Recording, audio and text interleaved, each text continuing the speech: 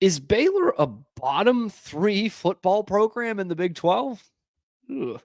This is Locked On Baylor. You are Locked On Baylor, your daily podcast on the Baylor Bears, part of the Locked On Podcast Network, your team every day. Hello there. Happy Monday, everybody. Thank you for joining for another episode of Locked On Baylor. I am your host, Cam Stewart. Thank you for making it your first listen today and every day. Today, we are brought to you by LinkedIn Talent Solutions. And what a weekend it was for the Baylor Bears on the basketball court. A sweep, both the men and the women getting big Big 12 victories. And of course, the highlight of it is yesterday's, where I'll start, at the Foster Pavilion. The best player ever to put on a Baylor basketball uniform coming home, Brittney Griner, to get her number retired. I've got the shirt on. I've got, if you're watching on YouTube, the poster behind me, which I didn't realize until after the remodel that I completely cover it by where I sit, but know that it is there. And just a fantastic day. Bears do get a pretty lopsided win over the Texas Tech Red Raiders, although they really let them back into the game in the fourth quarter, let up 14 points to take it 61-32. But of course, the headlines and everything was around the pregame festivities, and honestly didn't know kind of how it was going to go. Obviously, I didn't think a lot of the Britney detractors were going to make their way to Foster Pavilion and boo her or anything like that. But just didn't know kind of how it was going to go. And it was a great, albeit short, which was good, a great ceremony. And you could see that Britney was visibly moved. She was in tears at one point.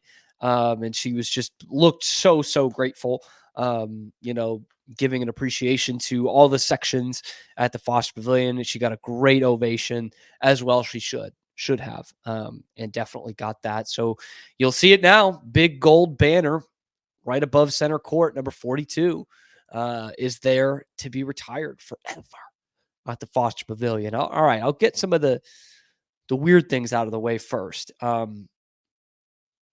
It was weird that we just didn't hear from Britney at all. She didn't take the mic or anything like that. And her Phoenix Mercury teammates and members of that organization were there. They were sitting just right in front of me, courtside. And it was great that they were there, but like Britney sat at the other end. She didn't like go and meet up with them until halftime. They kind of came to her. They weren't part of the ceremony at all. They didn't have any real part to play in this. We didn't know if any of her teammates were there because they didn't announce it.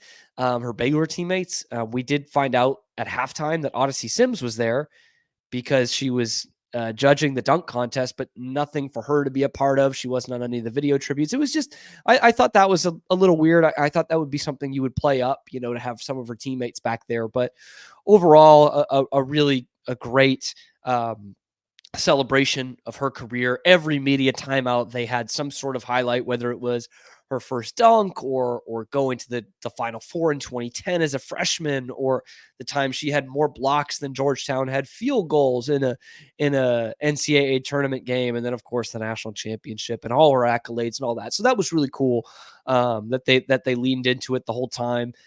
Nikki Collin had the great blazer on. I don't know if you could really see it on TV. I'm sure they highlighted it, but she had this gold blazer with Griner 42 on the back, and on the sleeve, it had all the accomplishments. Nicole Sheeran from Channel 6 put that on Twitter. I just saw that before recording this. So if you didn't see it, go and check that out. But it's got the National Player of the Year and the dunks and the points and her Team USA and all, and her record at Baylor, which was incredible. I think it's 135-15, just insane stuff. So she mentioned that it wasn't going to be a quarter zip. That was great look by Coach Nikki.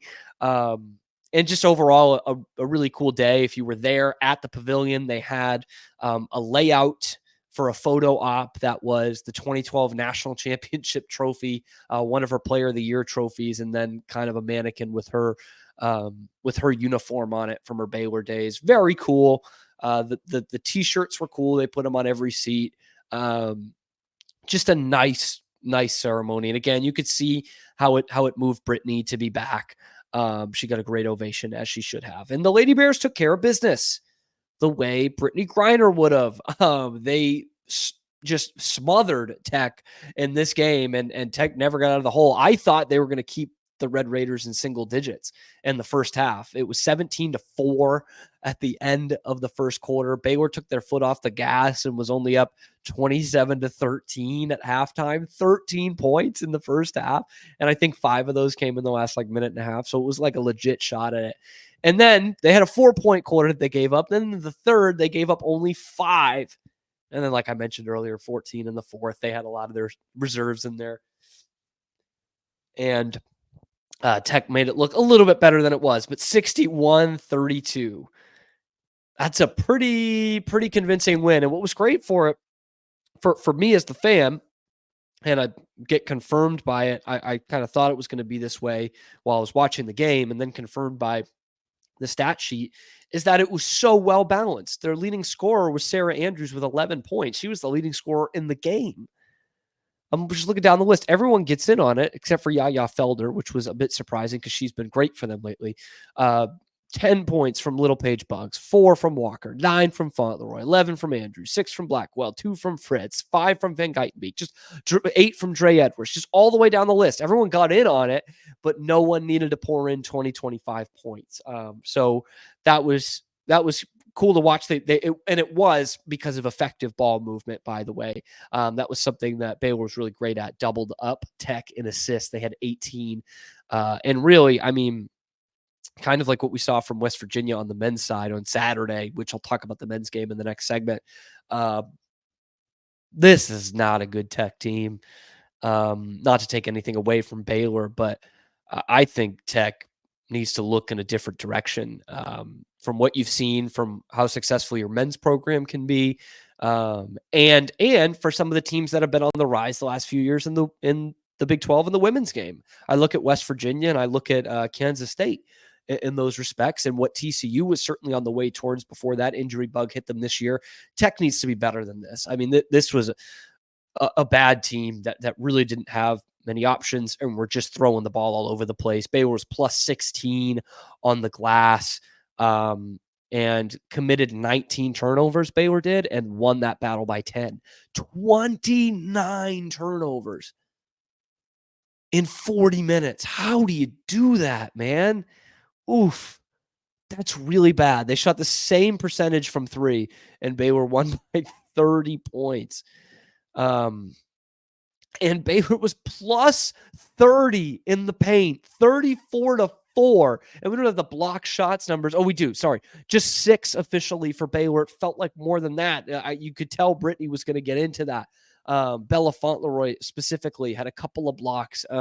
She was fantastic. It was just tough sledding for Tech all day long. One last thing that was really great about it, they had a dunk contest at halftime. And they brought some students out there who, a couple of them completed their dunks. It was cool. And in between the two going in the finals, one of the guys, I was saying this to my buddy who I was there with, I was like, one of these guys needs to pull Brittney out here, make her a part of this, try to jump over her or something. And he did. It was her throwing passes off the backboard to him. He didn't get the dunk. And they were waiting for the second guy to go. And Brittney just takes the ball and just slams it home. And the place goes nuts. Just nuts. It was awesome. Our new in-game host there, who has been great. I'm sorry, I'm forgetting his name. He went down there and sat next to him and was like, you didn't really need to do that. No one was asking for you to do that. But it was a great moment. She had the Letterman's jacket on and did it. That was kind of a cool way, a cool tribute to send her off. But great game for the Lady Bears. Needed to get back on track, and that was it. Obviously, the Big 12 conference championship's gone.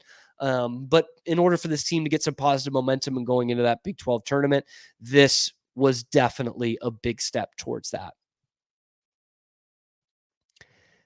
And today's episode is brought to you by our friends over at LinkedIn Talent Solutions. Okay, they know when you're owning a small business, you're wearing a lot of hats.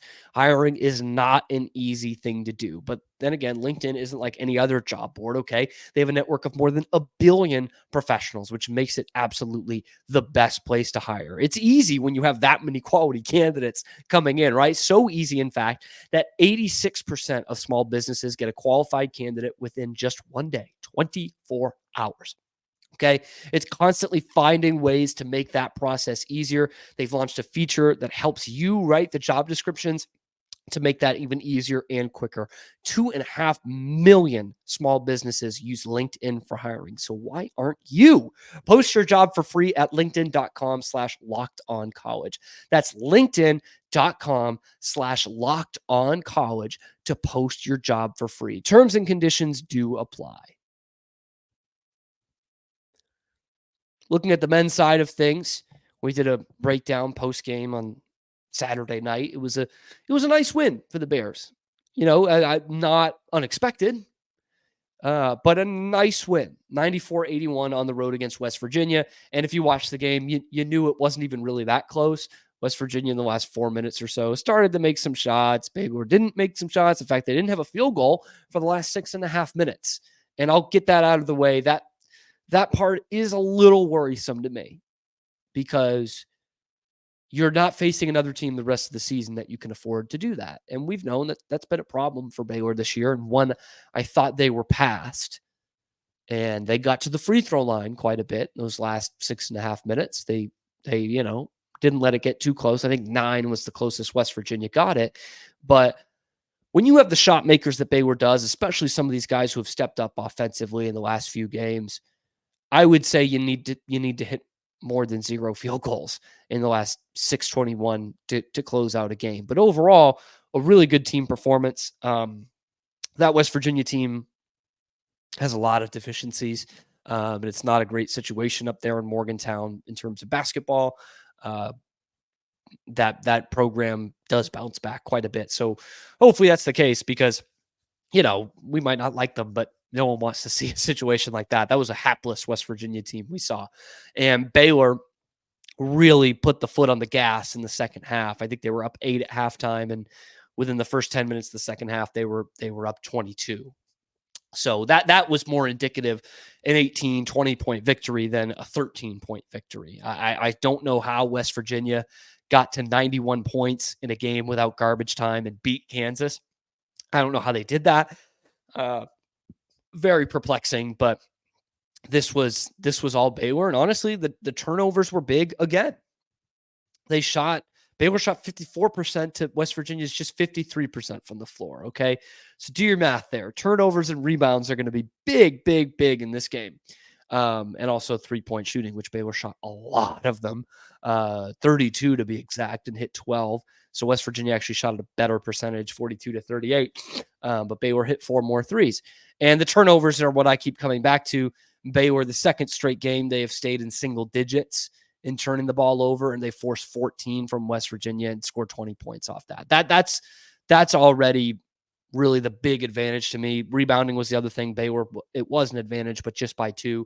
And second chance points, they were +8. So those are the little things that you need to do against a not very good basketball team in order to keep a team at arm's length and afford you those 6.5 minutes without a field goal. Okay. So good win overall. Always good to win Big 12 games on the road. They're not easy, even when it's West Virginia, even when it's Oklahoma State. When we saw that earlier this year, Baylor needed overtime to beat the Cowboys up in Stillwater. But the big standout to me, and what you can see on the rundown if you're watching on YouTube, is the guard play. It's been no secret, not just at Baylor. Obviously, that's been a big part of their success, but really in all college basketball programs the last, we'll call it concentrated on 5 years here. Guard play is what wins you championships. No secret in that. And Baylor has been one of the very best in the last 5 or 6 seasons. That's why they've been one of the best, the 2 best teams in college basketball the last 5 seasons. And you're starting to see that backcourt get elevated once again. And I include Jacoby Walter in that. Some people might put him in a small forward. I'm putting him at a guard. Okay. They combined for 61 points in that 94-point performance against West Virginia. So that already 2/3 of your points, that's good. That's not a bad thing. But I look at the efficiency numbers more so. Okay. I'll look at those three guys again. Jaden Nunn, Jacoby Walter, Ray J. Dennis. They combine for 4 turnovers in the game and 13 assists. I know that's old school, box score chasing, but if you put those 3 guards out there, which have each had their troubles this year, whether it be shooting, whether it be turnovers, and a lot of times for those 3 guys, it's been both at the same time. And they go 13 assists to 4 turnovers. That's turning the ship around, baby. That's going to win you a lot of games, even in the toughest conference in college basketball. And when I look at their free throws, 1 of 2, 7 of 8, 8 of 9. Bang! That's been another huge problem for this team this year, or at least it was earlier in the conference schedule. They shoot 73%. I'd love to be at 75% or more, but I'm not really going to nitpick that in a 13-point victory. And specifically, the 2 that have really stepped up over the last few games, of course, are Jaden Nunn and Ray J. Dennis. Those are guys who are veteran guys, but hadn't played in the Big 12. They have figured it out. They are not newbies anymore. As much as Scott Drew might say that, he said it even Monday after the Kansas loss last Monday. He was saying, well, these guys haven't played in the Big 12 yet. I don't love that line in the middle of February. I really don't. And it seems like they're not using that as an excuse, at least in their locker room, because Nunn and Dennis have really figured it out. I think they figured out their roles more than anything, and have been aggressive as holy heck, especially Jaden Nunn. And focusing in on him, the VCU transfer, he was a guy who was too aggressive at the beginning of the year, to a fault. He was out of control. He thought he was that guy offensively, and no one else could see it. He wasn't a particularly sharp 3-point shooter or anything like that. And now he is staying aggressive, sometimes taking the same amount of shots, but he's clearly more in control. He knows his role better. And I mean, just flat out, he's hitting more shots, man. I mean, if I had told you a month ago, hey, Jaden Nunn's going to fire 8 or 9 threes a game, you'd be like, shut up, stop it. Well, the last 2 games, he's taken 9 3-point field goals in each of those 2, and he has combined 11 for 18. So yeah, the confidence is there more than ever, but his shot's also there more than ever. Like, the kid can really shoot it. And Ray J. Dennis, we talked about him the last couple of weeks. He's kind of been like, the shackles have been taken off of him from a scoring standpoint. And I don't even know that the coaches put those on him, but he knows when he needs to get into his offensive bag now. Like, you see it time and time again. And I see it a lot in the second halves of games where, the pick and roll's working well, or the lob play's working well. He's got a couple of assists in a row. And then he isolates on someone in the key, within the 3-point arc too. And he's going to work because he's like, these guys they're going to expect the pass the whole time. And he'll get a layup out of it, finish amongst the trees. I just love the way his game is developed. That was one guy who, look, I didn't know Nunn was going to break out the way he has the last couple of games and be as capable a scorer as he has looked like.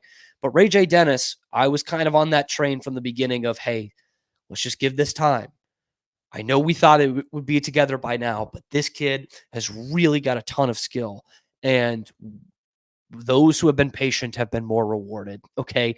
18 points on 4 of 8 shooting, 8 of 9 from the free throw line, 3 rebounds, 8 assists, 1 turnover. That's back-to-back games where he has had at least 8 assists and only 1 turnover. In fact, that same stat line, 8 assists, 1 turnover. The last 2 games after his team coughed it up 21 times, and I think he did it 6 or 7 times against Kansas. That's a veteran. That is a leader of this team who has turned it around, tangibly showing that his game is different and that this team is heading in the right direction.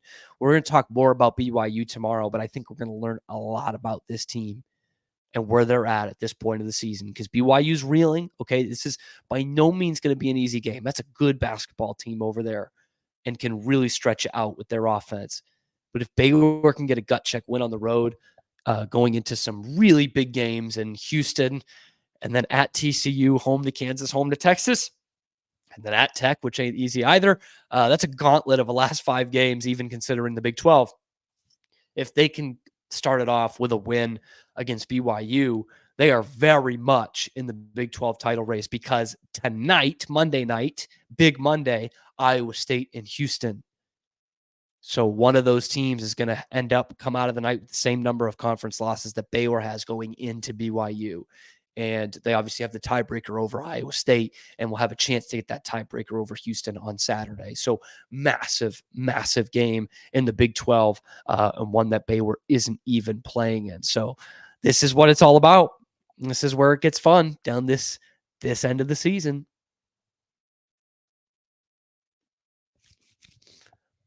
Today's episode is brought to you by FanDuel, America's #1 sportsbook. Okay, we want you to get buckets with your first bet on FanDuel, because right now, new customers get $150 in bonus bets with any winning $5 bet. That's $150 if your bet wins, okay? Bet on all your favorite NBA players and teams with, your quick bets, your live same game parlays, all those prop bets that are exclusive to FanDuel, and so much more. It's such a good way to make these games even more exciting for those mid to late February post All-Star break NBA games. Just visit FanDuel.com/lockedon and shoot your shot. That's FanDuel.com/lockedon. FanDuel, official sportsbook partner of the NBA. It's about time we get into some football, shall we? Football talk is kind of heating up here after the last NFL game of the year last week. We've had a couple of good football topics, and someone who wanted to stoke the fire, if you will, is Josh Pate. You may have heard of him. Late Kick, I think is what it's called. Yeah. A guy who's very well respected around the college football world. Well, he might not be that way around the Baylor football world or the Big 12 in general, because he put out on Friday Big 12 program rankings. Okay. Now, I'll admit, and he doesn't explain it in this tweet of what goes into this. I'm not sure. He's using a 3-year blend of the following: on-field production, talent acquisition, which is going to be a key one for one of these teams ahead of Baylor, stability, and resource pool. That's how he does it. And I'm going to go quickly through the rankings here, okay? From 1 to 16, Utah, Kansas State, Oklahoma State, Texas Tech ahead of TCU, Kansas, UCF, Arizona, Iowa State, Colorado, West Virginia, Houston, Arizona State, Baylor, BYU, and Cincinnati. So Baylor is ranked 14th out of 16. In the Premier League, that would get you relegated in the bottom 3. But is Baylor actually a bottom 3 football program in this conference? Hell no. No. Are they going through a tough stretch right now? Yes. Yes. Like, no doubt, man. This 3 losing seasons in 4 years, But the one of those that wasn't a losing season the last 4 years was the most successful in program history, and would be the most successful in most programs' histories and most Big 12 football programs' histories. That a 12-2 Big 12 championship and Sugar Bowl, that would be the most successful out of 10 of these programs? One that's ranked way higher. Iowa State's never won 10 games. Baylor won 12 and won the conference, something that team hasn't done in 110 years. Kansas hasn't done in 60 years. And I get it. That doesn't wash away the other 3 years, but it's something we need to take into account here, okay? Because the ones that really rub me the wrong way, Arizona State, Colorado, Arizona, and West Virginia, all ranked ahead of Baylor. Okay, West Virginia is in a better place than Baylor right now, I think. They had the turnaround Neil Brown season last year where they won 9 games, including barely beating Baylor in the last regular season game. But it was their first 8-win season since 2018. and they've never won the Big 12. West Virginia's a fine football program historically, but I think the Big 12 seems to have been a bridge too far for that football program because they can't really compete in it. They haven't won 10 games. It's just not, it's a little too big for them. The Big East was perfect for them. Okay, so that one, I get it. But realistically, Baylor's overall a better football program. But when you link it to the last 3 years, sure, they've bounced back nicely. Arizona had a great year last year. Okay? They won 10 games, right? If I'm not mistaken. And then their coach left. Okay? So it's been a long time since they won 10 games. I didn't want to go back this far, but it was their first winning season, the first time they made a bowl game since 2017, which is way past Josh Pate's window here. Okay? Way past. And in those other 2 years that he's going by, 10-win season, that's fantastic. Baylor had one of those. In fact, they had 12-win season in 2021. Those other 2 seasons, Arizona was 5-7 and 1-11. So the year that Baylor won the Big 12 and won the Sugar Bowl, the Arizona Wildcats, who are apparently a better football program, were 1-11. And Jedd Fisch was their savior that got them to 10 wins last year. He's not there. He's at Washington. So where's the stability there? We have not seen that either. Okay? Arizona State is ranked ahead of Baylor for some reason. I mean, Josh Pate is just throwing darts at a map of college football teams. This one perplexes the hell out of me. Okay? Because the last 3 seasons, 3-9, 3-9, 8-5. They have twice as many 3-9 seasons as Baylor does in that span. 8-5 was the best one they've been in the last 3 years. And they are going to hell in a handbasket, man. They stink. We're talking about a program. They had the Heisman Trophy winning quarterback, and they went 3-9 2 years ago. Oof. Program. Arizona State, better program. They're not a better program in anything than Baylor right now. That is a sad sack athletic department.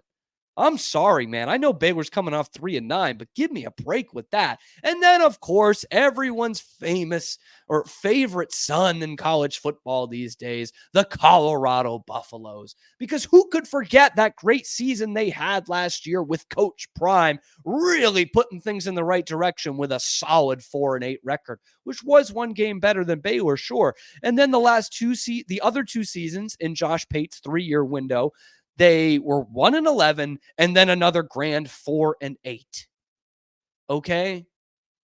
Talent acquisition. Fantastic. They brought in a lot of 4- and 5-star guys. It only got them to 4-8 last year. It only got them to 4-8. So, I mean, great. You can acquire the talent. What do you do with it, Coach Prime? We're still waiting on that. The jury's still out. And looking at some of the other things. Okay. On-field production, bad. 4-8, 1-11, 4-8. That sucks. Okay. That's not on-field production. Resource pool.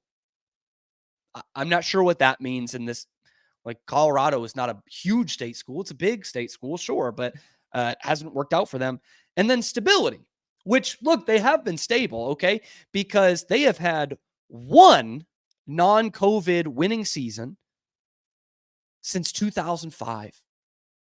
In a full schedule for the last 20 years almost, they have had one winning season. Stability, yeah, that's stable, all right. Stably bad. They have not had good stability there in 30 years.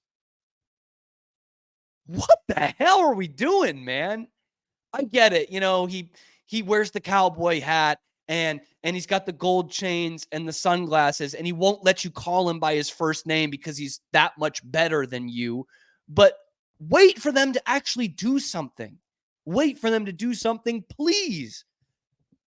And I know this clip might get replayed because I don't know that Baylor's going to have a very good season this year. But can we cut out with the really short memories? 2 years ago, this team had a top 5 final ranking and won 12 games and won this conference that we're talking about.